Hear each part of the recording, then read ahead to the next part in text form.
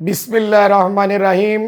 প্রিয় বেলকুচি, চৌহালি, এনায়েতপুরের সর্বস্তরের জনগণ এবং আমার বাংলাদেশ জাতীয়তাবাদী দল ও অঙ্গ সংগঠনের সর্বস্তরের নেতৃবৃন্দর প্রতি আমার উদাত্ত আহ্বান।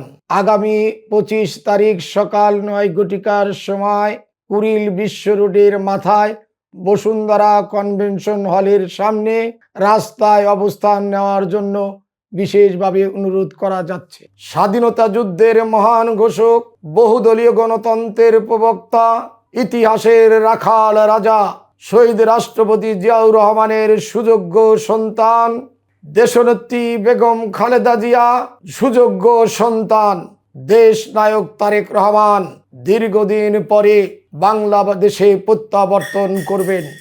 আমরা এই দিন, এই ঐতিহাসিক দিবসে আমরা সকলে উপস্থিত হয়ে দেশ নায়ক তারেক রহমানের নেতৃত্বে একটি নতুন বাংলাদেশ প্রতিষ্ঠার শপথ নিব। সেই বাংলাদেশ হবে গণতন্ত্রের, সেই বাংলাদেশ হবে মানবতার, সেই বাংলাদেশ হবে অর্থনৈতিক মুক্তির।